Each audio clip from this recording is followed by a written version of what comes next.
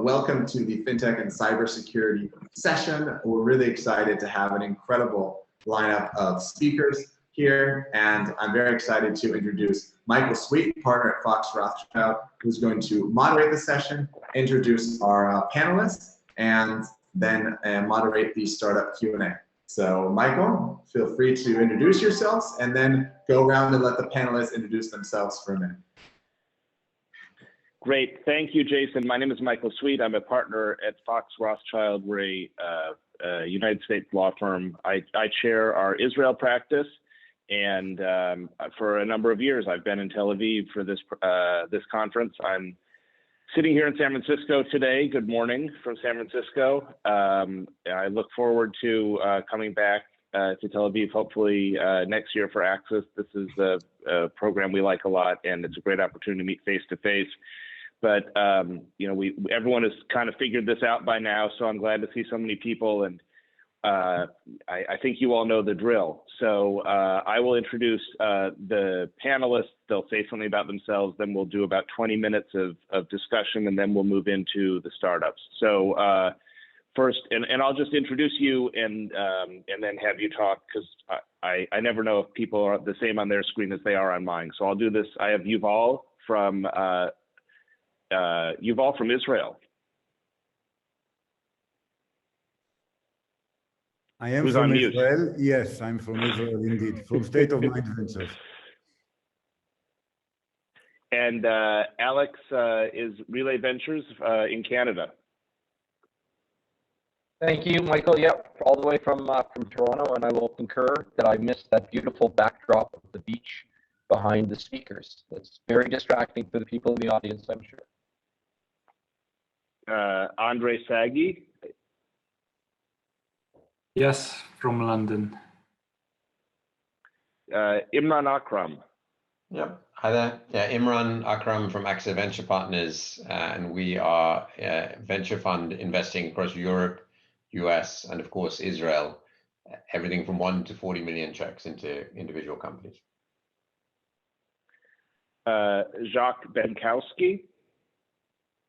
Hi, I'm Jacques Benkowski, USVP. We are Series A investors investing in the US and Israel, lots of Israeli companies. Leek. Leek, managing partner at Clear Sky Security. We're an early stage venture fund focused on investing broadly in the security market, based in New York, but we're very active in Israel too. And Veronica Lange. Hi, this is Veronica. I'm from UBS. We are a global wealth management manager and investment bank. We also have a presence in Israel for many years and actively work and collaborate with startups. We also have launched UBS Next last year to invest and find new venture opportunities in the tech and fintech space to collaborate on digital innovation and banking. Great. So we have some questions here. When we come back to the top, for those of you who didn't get to tell a little bit about what you do, why don't you throw that in your response? But I'll start in with some of the questions now, and we look forward to hearing what people have to say. The first one is on cyber. Since COVID-19, we've seen a dramatic spike in phishing attacks, mal spams, and ransomware attacks. In your opinion, are things going to get better or worse regarding cyber attacks in the coming years? And we'll go back to the top with Yuval. And Yuval, why don't you tell us a little bit also about what you do? Sure. So in terms of background, I have a mixed background. I used to run 5 startup companies, among them Exact, Uvu, Motorica, and others. I was head of M&A for Amdocs for many years and part of the executive management, acquired companies for almost $3 billion. And I also founded Amdocs Ventures. And I was a partner with Sequoia Capital in Israel before leaving and setting up State of Mind Ventures alongside with Pinchas Buchris and Nir Adler. We've been active for 6 years now, and we're investing typically in companies that are building fundamental products driven by a sophisticated technology on one hand, but that are able to create a fast-growing software business at the other end. Many of the founders we invest in are serial entrepreneurs that sold several companies in the past, and we typically start investing around in the range of $0 to $3 million ARR and continue investing in follow-on rounds.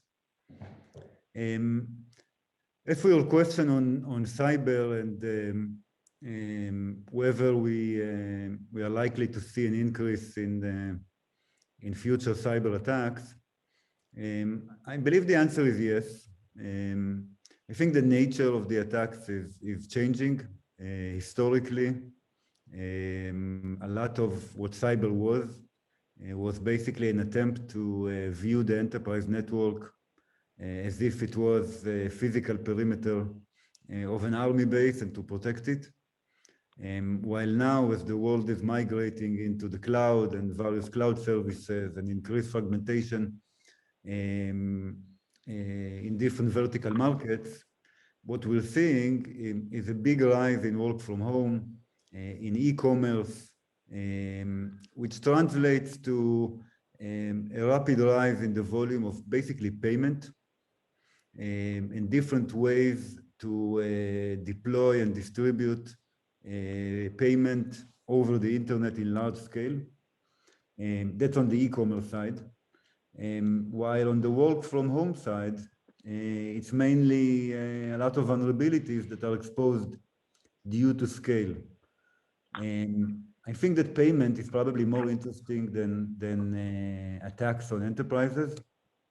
And I think that, you know, payment services at their essence, I actually started the payment business for Amdocs, which is now almost $1 billion a year.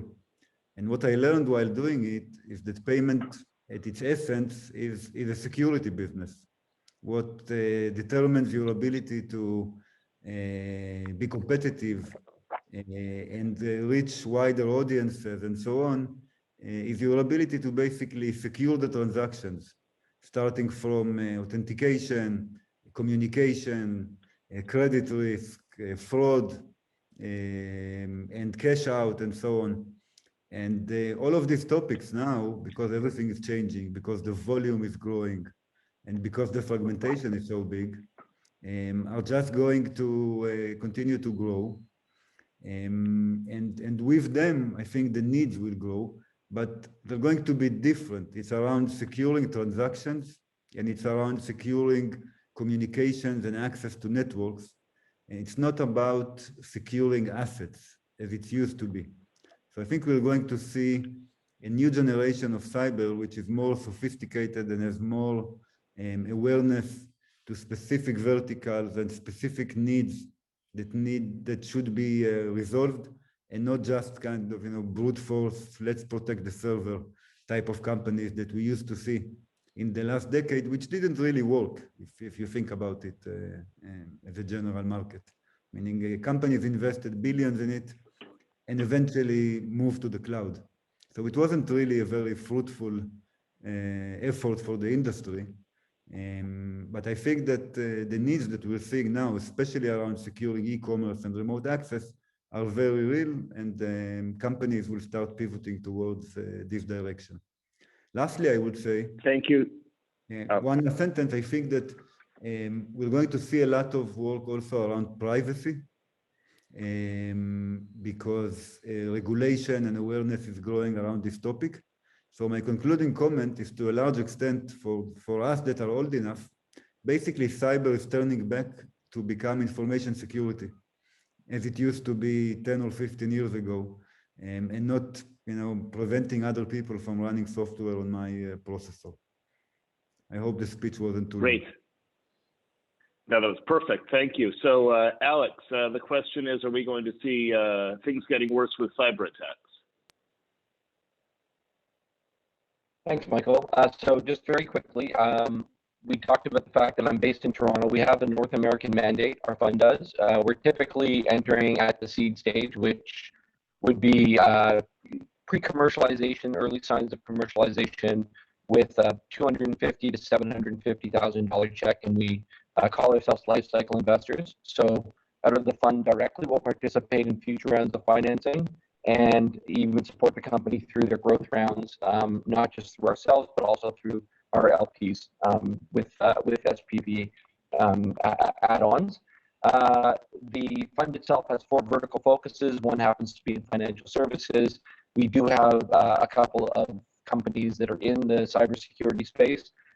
One of them is based in New York, called Prove, used to be called Payphone. We are seeing just a ton of defense that is happening now inside of mobile apps, and the proliferation of devices is really not just caused more security around, you've all talked about the perimeter, you talked about the cloud, device-specific security. And as devices proliferate and operating systems proliferate, I think that it becomes more and more difficult to defend your territory, your application, your payments, your information.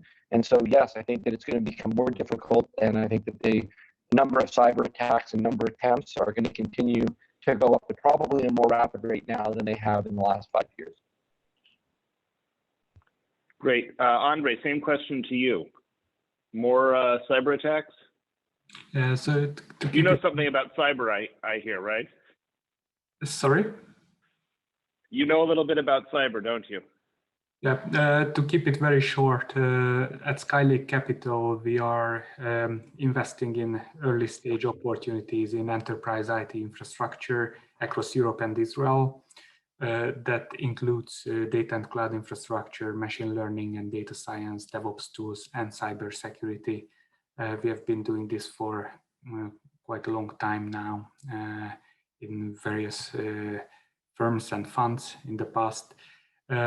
With respect to your question, I think I like to look at it from a wider perspective. If there is any kind of change in the infrastructure or how people use that infrastructure, that opens up an opportunity to the attackers who are opportunistic. And this has happened many times in history as the infrastructure evolved. The same is happening now. There is a new setup. People are working from home. Obviously, there is an opportunity to use very targeted tactics that would not work in an environment where the people are working from an office. So I think the infrastructure and how people use the infrastructure will continue to change, and we will see new and new attacks. What is important is to prioritize and be mindful about what's happening and be very focused. Great. So Imran, the next question for you, and I want to go to a question on fintech. We've seen a dramatic increase in fintech startups. They're impacting insurance loans, consumer finance. Do you see existing incumbents competing with or attempting to acquire these entrants? I choose all of the above. I think that, it's definitely, in a way, I think what's been interesting is the reassessment of what are the valuable pieces of the value chain and financial services. I think with all the new entrants popping up, the neobanks, the new brokers, I think these pieces are starting to get pulled apart, and it's making the incumbents realize, what are the bits they needed to do and not. Now, if you look at it, I think they've all got innovation teams. They're all busy trying to launch new products, but for lots of them, it's not natural.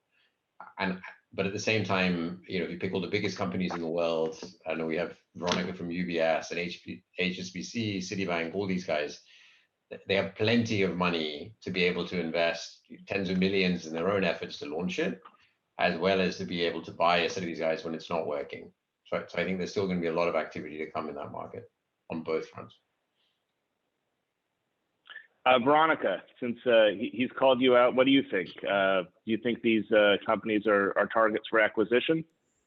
Well, I think, as Imran said, you always have the option to build yourself or to partner with a fintech or to buy.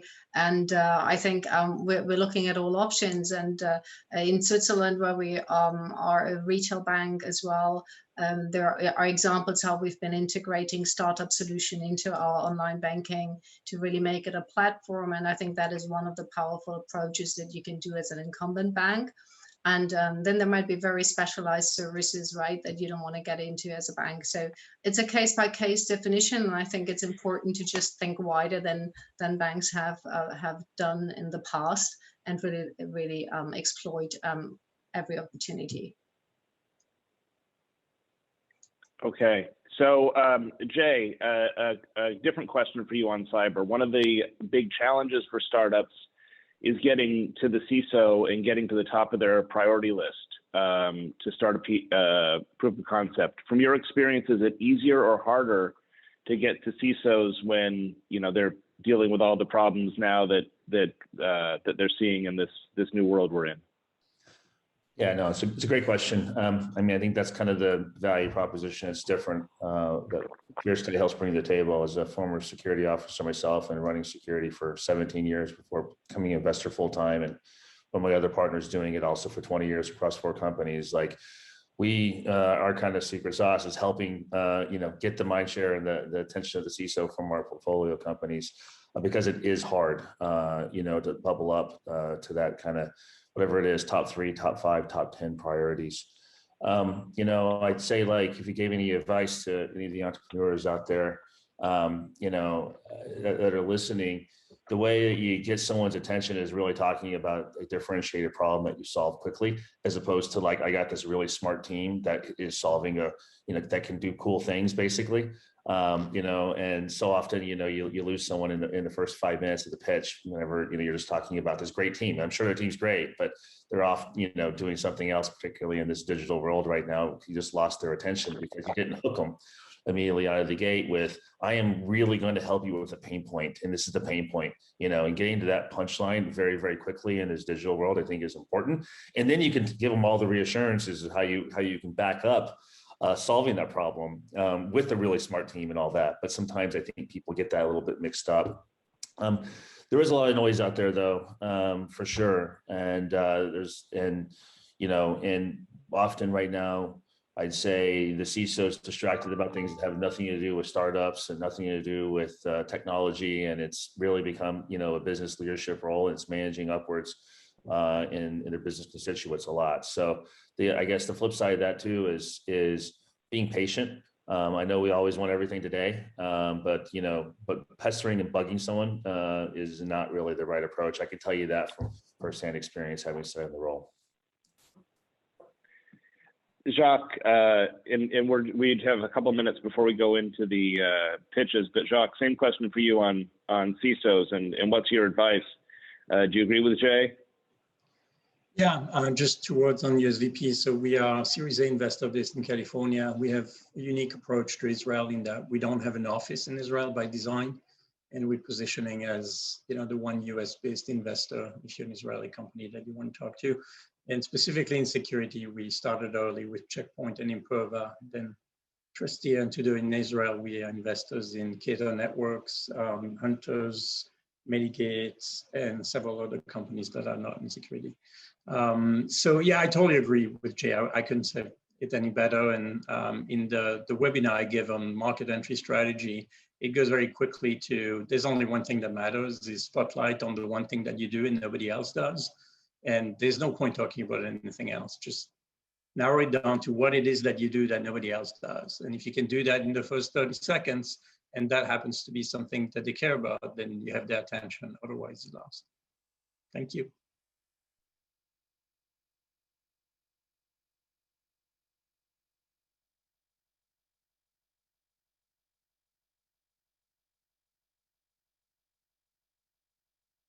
Michael, we don't hear you.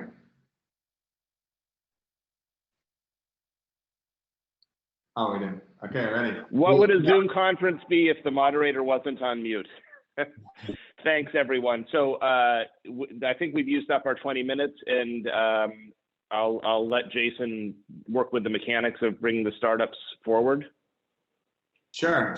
So for now, we're going to go into the startup presenting session. So we're going to have 4 startups presenting. If you've seen us this morning, you know the format: 5-minute pitch, 5 minutes of Q&A, and I'd like to call up Yair from Leek, who will be the first presenting startup. Thank you. Jason, can you let me know how do I share my screen? Because I can't see that. Are you just probably exit full screen and hit the share screen? It's not showing up.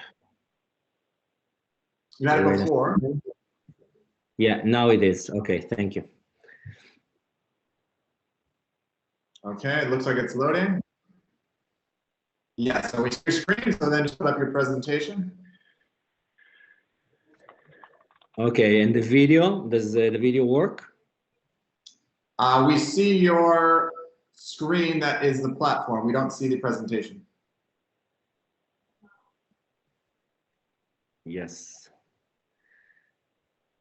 Now we see your presentation, so make that full screen. Perfect. So ready when you are. Okay, thank you. So first of all, thank you for inviting us to present today.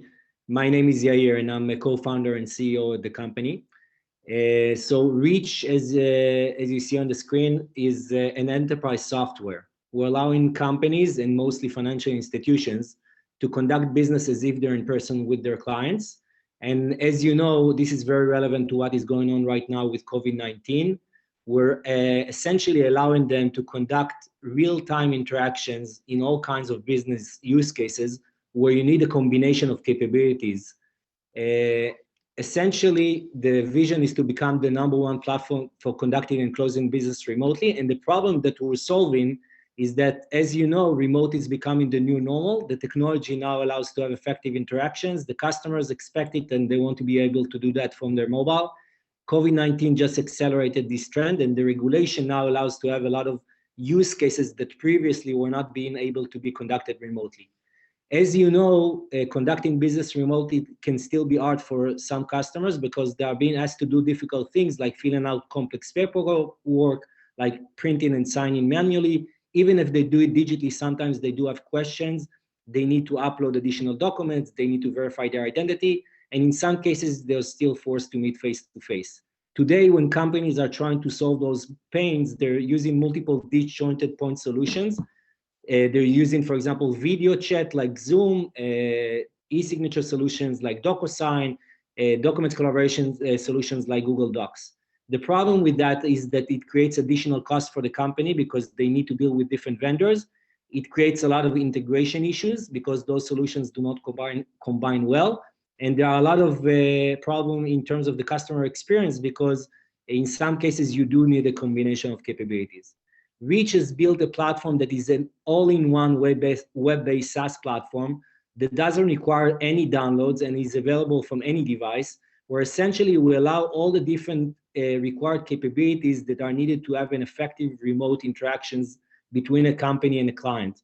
We allow to audio video chat with no downloads. Both the share screen and the video are with no downloads. You can fill out documents together with the client in real time and co-fill them, either on a PDF or a digital form option. You can sign those documents in real time. Unlike DocuSign, this can be done in a real-time session. And we also have a compliance layer that allows you to verify the client's identity in a Know Your Customer compliant manner and to record the session in a sophisticated manner.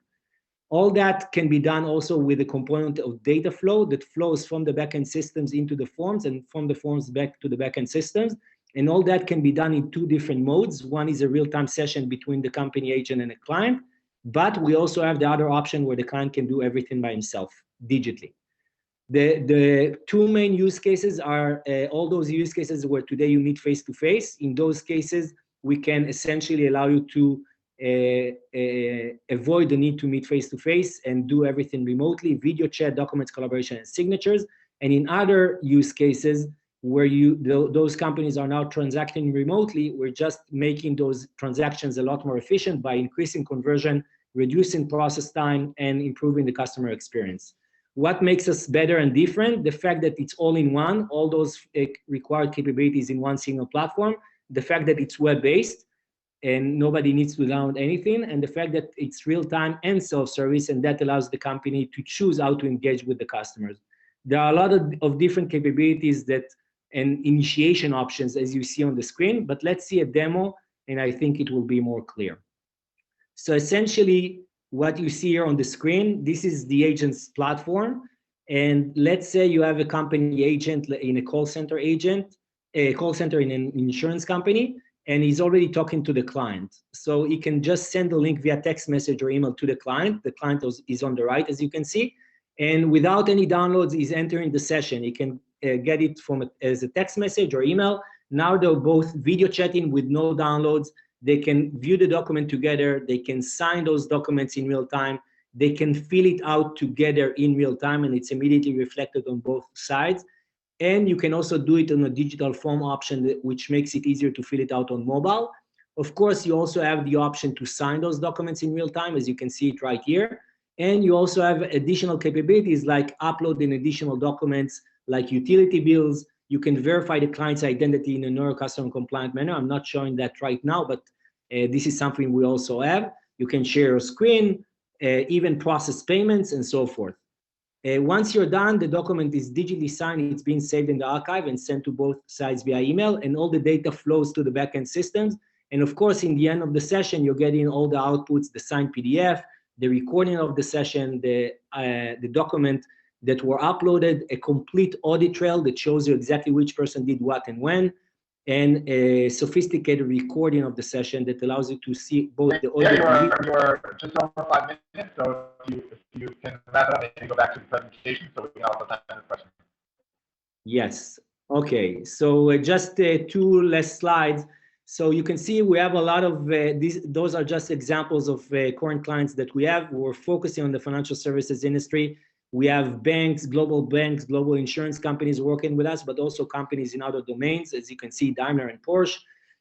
We've seen a lot, huge growth in the last year due to COVID-19. This is just an example of the growth we've seen in monthly sessions. We have close to $1 million of ARR, and we're now raising the next round, the next A round. We raised until now a little bit more than $5 million. And you can see the background of the people. I have a business background. Yuval, who's our CPO, has a lot of experience in product management, and he already worked in 2 successful companies. And the previous VC that invested in the previous round is NFX, a Silicon Valley VC. So if you have any questions and if you want to hear more about our next A round, I'd be happy to hear from you. Thank you. Great, and we have a couple minutes now for questions. We're on, as everyone knows, we're on the tight Zoom schedule, but do any of the panelists want to ask questions now? Well, if I steal Jacques' question, I think it was, right? There's other people who do different pieces of this. What's the one thing you would say you do that others struggle with there? Yeah, so this is a great question. Of course, we're focusing on use cases that require a combination of capabilities. So the fact that we have all those capabilities in one single platform allows you to do those use cases in a much more efficient manner. And in some cases, even if you have, for example, DocuSign or plus Zoom plus Google Docs, it's not going to work well, because how do you sign on Google Docs? How do you fill out documents in real time on DocuSign and so forth?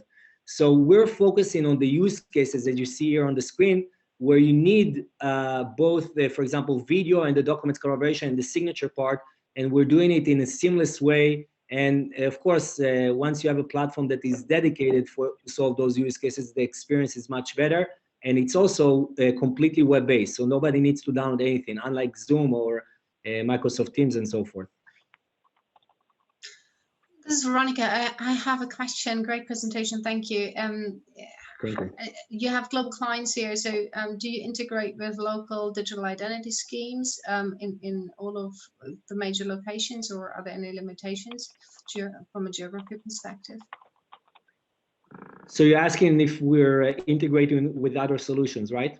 With digital identities, services that exist in different locations. Yes, we do. And also it's important to mention that our platform is modular, meaning that if a company is using a different video chat solution, we can integrate with that. If they're using a different e-signature solution, we can integrate with that as well. And they can still benefit from using the other capabilities that we have in the platform.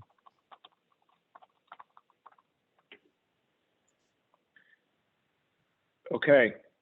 thank you, and we'll take this conversation to the what do you call it, Jason? To the outside room where we would all be having a nice pastry after the presentation and looking at the view. And we'll move on to the next startup. Yeah. Great, thank you so much. Okay, very good. So I need one to get here after this. So I have please introduce Jacques from Jifiti. I'm here. We're getting some echo, some feedback. You have two speakers going? I think on Jason's side, but on my side, can you hear me well? Okay, awesome. Okay, so here we go. This is going to, let's just see. You probably see yourselves. Are you seeing my screen now or not yet? Okay.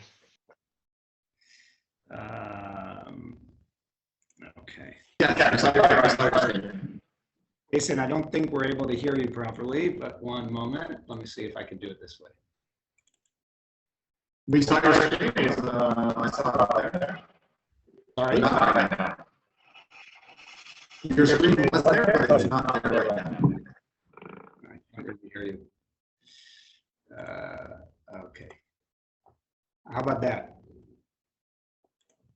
Any better? That's great. We can see it. Yeah, we see it.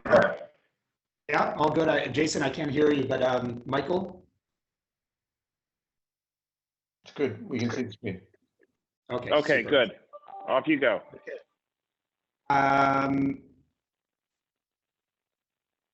Okay, it's showing.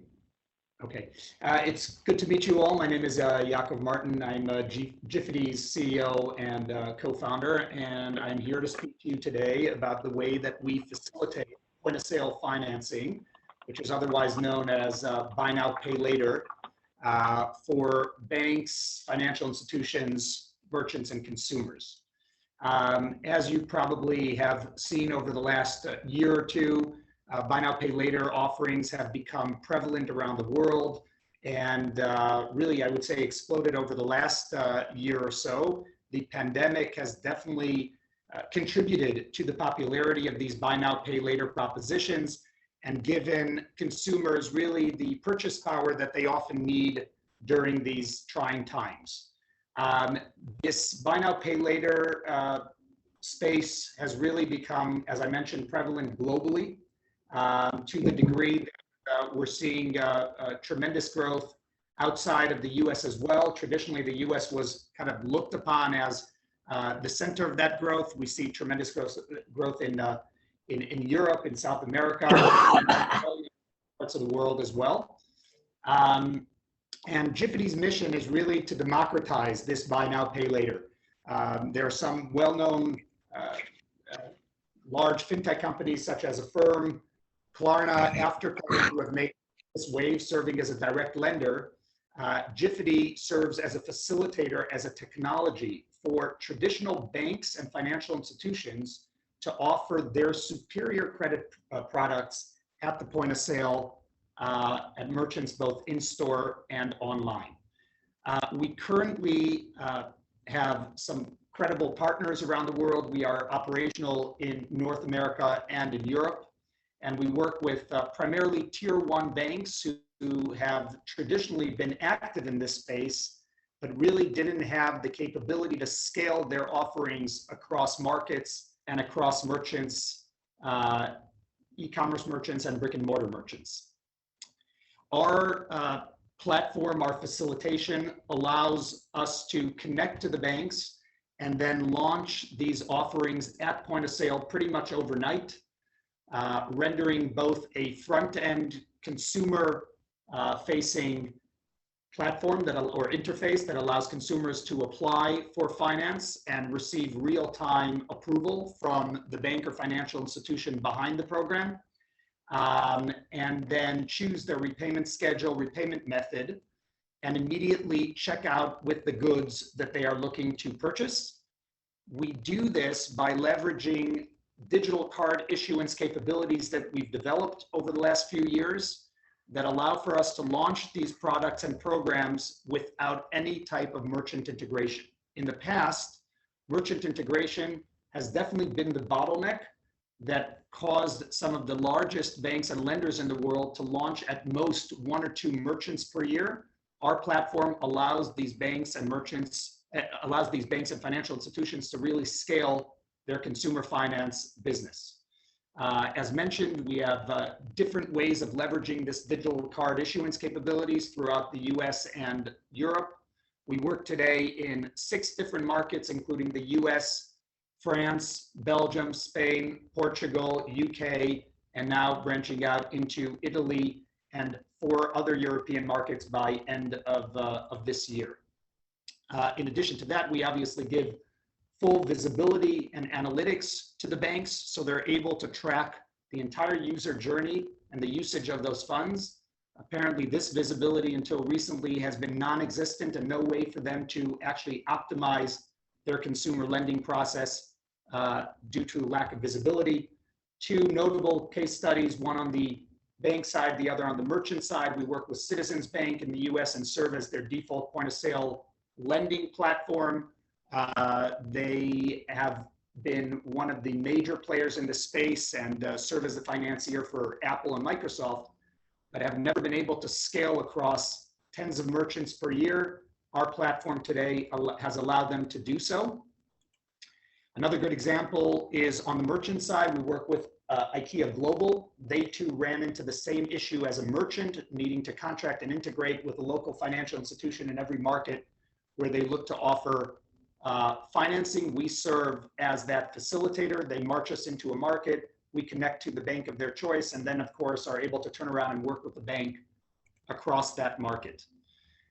This landscape is quite interesting. We like to split it into 3 categories: the direct lenders, who I mentioned before, marketplace lenders, and then white label technology providers, primarily for underwriting.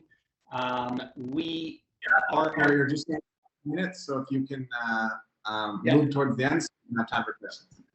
Sure, I'll wrap it up right now. Our thesis is that these traditional banks and financial institutions have superior credit products due to the lower cost or more efficient cost of capital.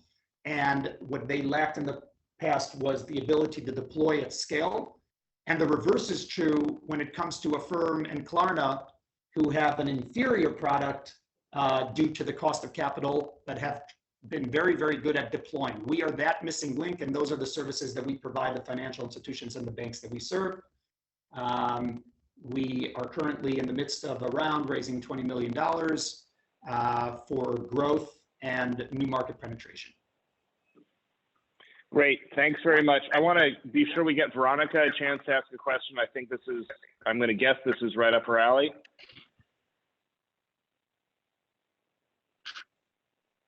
Definitely a very interesting solution. I'm actually interested to understand whether your route through the IKEAs of the world, so the commercial companies, is the one that you have more traction on, or through the banks? Excellent question. The IKEAs of the world, these global merchants, definitely serve us as a go-to-market tactic. They're able to, like I said, march us into some of the largest banks in the world because the bank obviously is interested in working with a brand like IKEA and sees an immediate opportunity. However, in terms of the strategy, it is only a go-to-market. Our strategy is serving the banks and financial institutions. Once we launch with them the IKEA program, they turn around and launch multiple other merchants with us as they've experienced firsthand the benefits of having a technological facilitator like ourselves perform the merchant integration and merchant deployment for them. Maybe I think we have time for one more question from one of the panelists.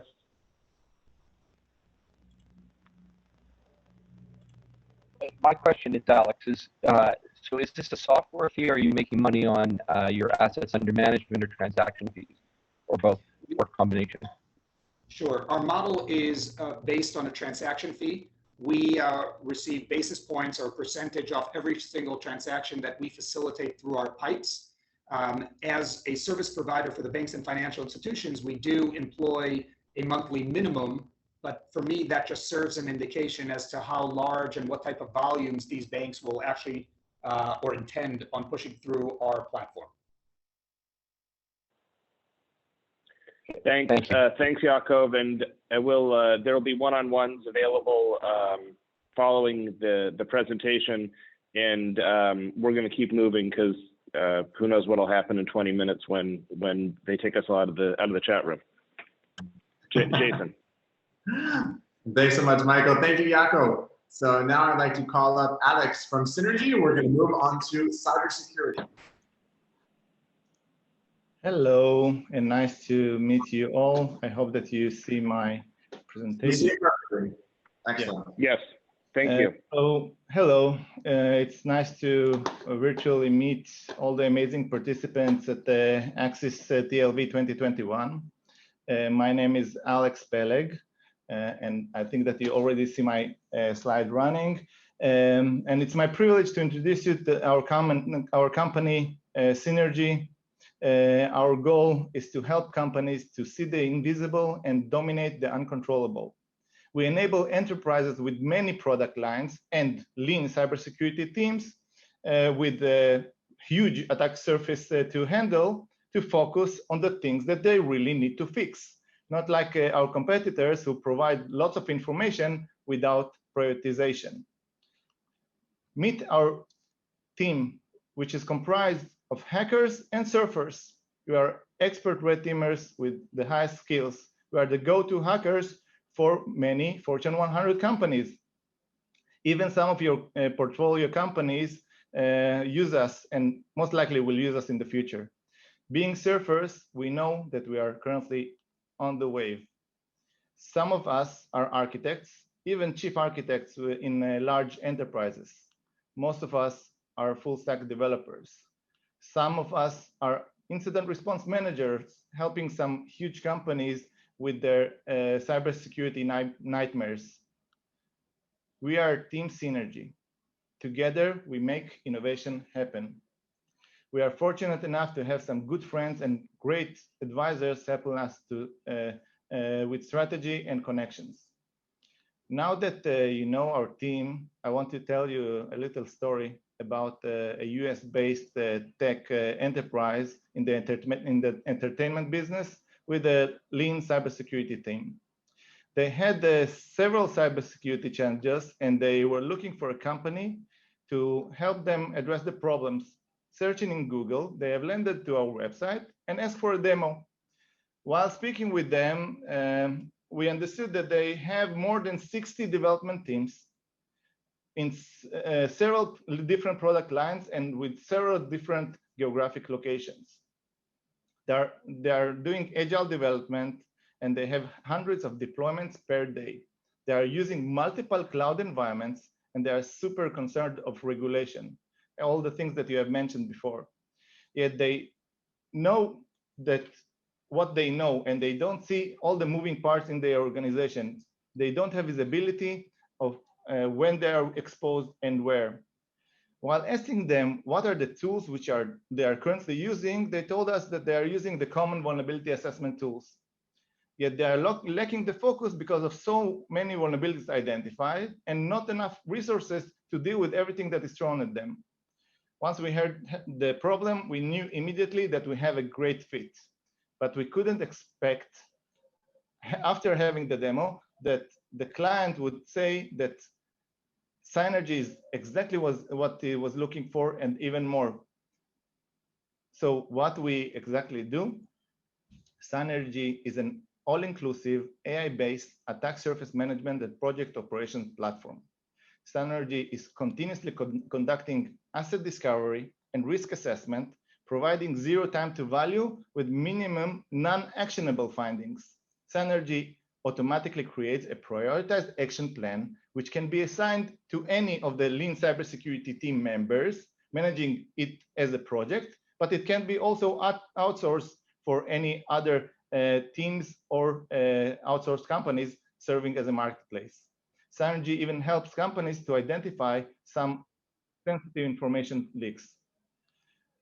This is a sentence by Dan Schoenbaum, the president of and the CEO of Risk IQ, which I totally relate to. Our secret sauce is automation, discovering the attack surface like a hacker or a red teamer would do, automatically validating and exploiting, automation of policy and standardization, deep tech AI, which enables us to classify and distinguish the critical vectors and not all the rest. We have a simplified approach to compliance to reduce chaos and enable efficiency. Our current status is this. We have a live MVP with several clients inside. We have a paying client. We work on strategic design partnerships with the use case company. We are currently accelerated at Gvahim, and we're looking for IP patentability. We have some great competitors, but our true edge is fully automated strategic platform with virtual cyber experts. So for all the other companies, we call them competitors and not real competitors. Our vision is to bring companies the more value by going inside the perimeter and integrating with their CI/CD pipeline.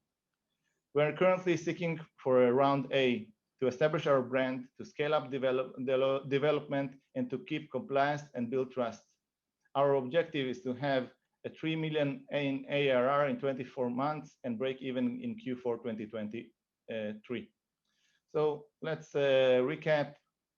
We are solving major pains for enterprises. We have an automated frictionless solution, which is a must-have tool for any CISO.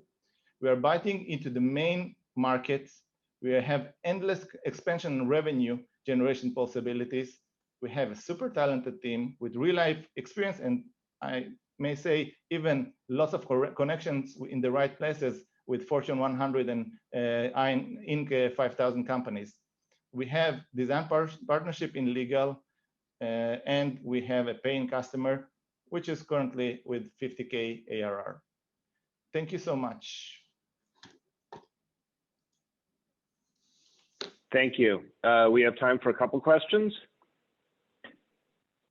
Sure, I'll jump in. I have two questions. Jay, great. So first question is, and I think you kind of answered this, but I just want to clarify. Is this like, are you like scanning or assessing this kind of from the outside in, or are you doing it inside, or is it a combination of both? Is question number one. And the second question is, you know, as you said, you're doing exploitation of vulnerabilities, like what kind of controls and levers do you have in place to make sure that you're not actually creating harm or going too far, basically, with that exploitation? Thank you for the great questions, Jay. So first of all, we only scan or actively discover actively and passively discover the external attack surface. Now, our uniqueness is that we address all the cloud or the main cloud providers, GCP, AWS, and Azure. No one does it. Most of them stick only on AWS. And we do it on web applications and data like employee data, which is leaked, currently done by many threat intelligence platforms. Now, regarding your second question, so our exploits only do open the door like attempt. We're not going inside and we're not doing the full-fledged red teaming exercise by getting to the DC. We had a great incident last week regarding the exchange, and I think that everyone have heard of it, at least in my sphere. And in a matter of days, we were able to identify and create the exploits before it was gone public. With our research team, we were able to validate that many of our clients are truly exposed, and they were able to close the breach. Basically, they even didn't know that they have an exposed OWA, an exposed exchange. But we identified it, we helped them close it before the real exploit gone wild, and currently it's being the exploit is really targeting and many companies, 50,000 companies all over the world are exposed. Any other questions? Okay, I think Jason, do we have to move on? We have time for another question or not? So we are out of time right now, but we have time for one-on-one meetings right afterwards, Alex. So the other panelists will have a chance to ask that. Thank you, Alex. Great presentation. So now I'd like to move on to our final presenting company, really at the convergence of fintech and cybersecurity, Ziv Cohen from Paygilant. Take it away. Jason, thank you very much. Hi, everyone. My name is Ziv Cohen. I'm the CEO of Paygilant, and we specialize in frictionless mobile banking and payments fraud prevention. I'll give you some background. So my team and I, we've been in the cybersecurity and fraud space for about 23 years now, coming from companies like RSA, Trusteer, Actimize, and others. After this journey, I mean, it became very clear to us that the next thing is going to be mobile payments. Banking is changing. Fintech has dramatically transformed the way we buy, pay, transfer money. This is all going cashless and cardless, and it's all around mobile. And with that, of course, there is a new need in the market because as the number of transactions and the whole market is reshaping, and this is opening new opportunities for fraudsters as well. And, you know, they're actually committing their fraud and flying under the radar of the existing security solutions, all the legacy solutions that, you know, we've actually been developing the last 20 years or so. Most of them are, you know, based on transaction data analysis and some additional capabilities throughout the years. So what we are actually seeing in this new turf is new types of attacks also. It's not really the same types of attacks we used to tackle with online banking, with malware and phishing and these type of attacks. Now with mobile and cashless and cardless, this is way broader. So we're looking at lots of new account fraud, synthetic identity fraud, account takeover, but it's a bit different because when it comes to mobile, it's much easier for them to conceal their operation and just open multiple accounts, and that is completely invisible to the customers and also to the existing anti-fraud solutions, and more, of course, transaction fraud with stolen cards, debit, credit, prepaid, royalty, coupon fraud, sign-up fraud, and it just, you know, continues to be a significant problem in the market. And when we're looking at the fintech space, then as opposed to, of course, the incumbent banks that have the, you know, knowledge and skills and expertise and teams and funds, of course, these companies don't have all this. So they need something to basically cover the risk, but do it in a very simple manner. And that's what we did. So we've designed a solution with all our experience and knowledge in this space, which fits perfectly into their needs. So on one hand, here's the app, link the app to our box with a very simple, quick, and easy integration that only takes a few days, and get it all out of the box automatically. So that's like a full coverage for all the fraud use cases, a frictionless authentication, which combines something you have with something you are, so that it is actually done frictionlessly. And only in case there is a need to trigger a step of authentication, then that can be done using, you know, omni-channel authentication, such as OTPs and SMSs, and then, you know, PIN codes and all the other, say, approaches and tools that exist in the market anyway. And then it's what we call a detection from day one. That is another thing that we took into account because, again, as opposed to the traditional approach that says, let's first of all deploy a system, and we know how difficult and how cumbersome and how painful it is to deploy an anti-fraud system.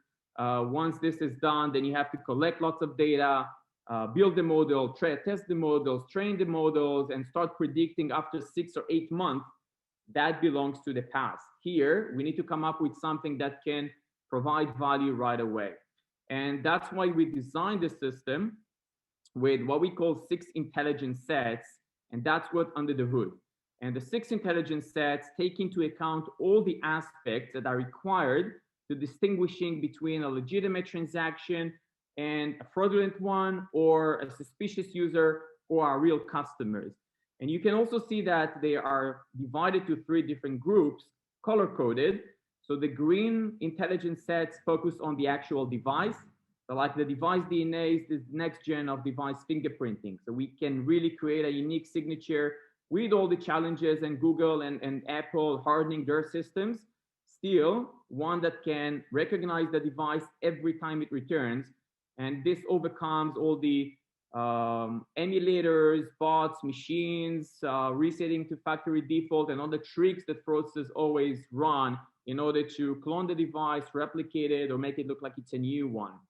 And then we extended the device DNA to also analyze the environment of the phone.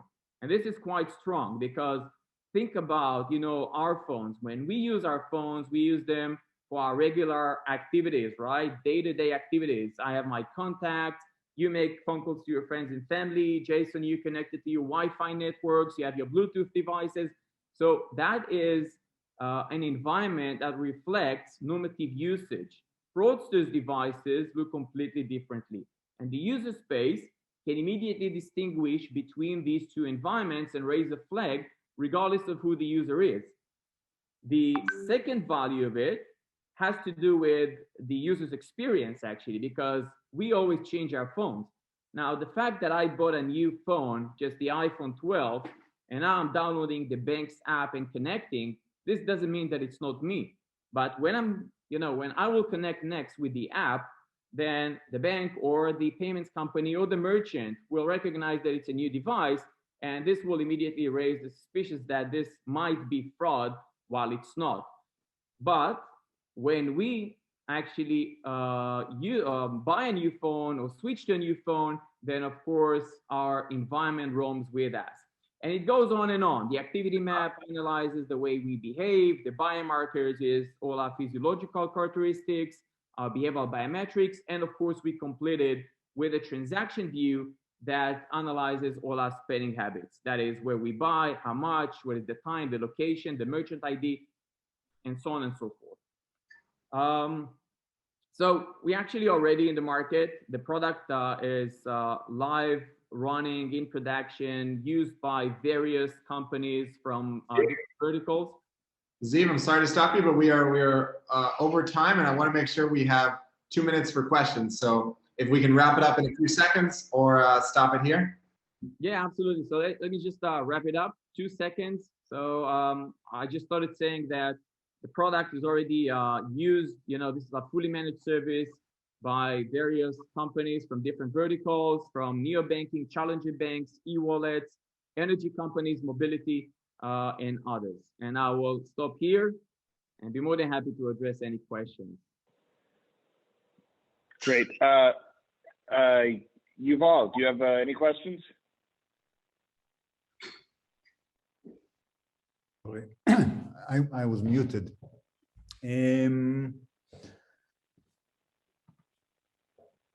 I'm not sure. I think that my only question is whether you're not touching too many elements of the transaction and will come into friction with various products, because you're kind of your power is in the fact that you're providing a relatively wide range of services. The question is if some of your customers don't think that they covered some of the aspects of what you're trying to solve.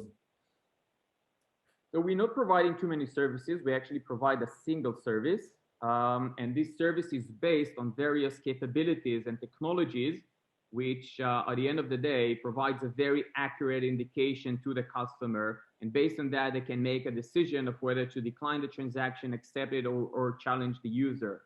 And this, again, when you look at the type of customers, then, for some of them, this complements their existing security control strategy and layers. But for most of our customers, that is their main system, because neobanks, challenger banks that are popping up like mushrooms, and this space is really growing rapidly. Again, they don't have the capabilities to, one, implement various solutions, and two, even if they, had to, there is no solution that fully covers everything in a very simple, box or integration. And that is the value that we deliver. Got you. Thank Great. you. Thank you. We have time to squeeze in one more question if any of the panelists, if Jason will allow, and any of the panelists want to give a quick question.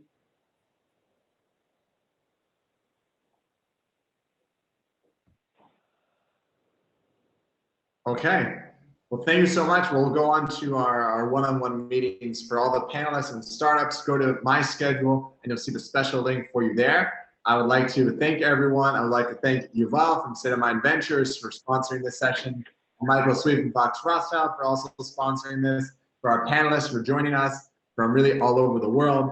Thank you so much. And for our attendees, next up, we have a really exciting keynote presentation by Bill Reichart, 10 Secrets of VCs, coming out of Silicon Valley, calling in very early. So you can go to my schedule, you can join that. And at 5:30 Israel time, in a half hour, then we have the retail startup session. So we're still going strong, everyone, and we will see you in the next session.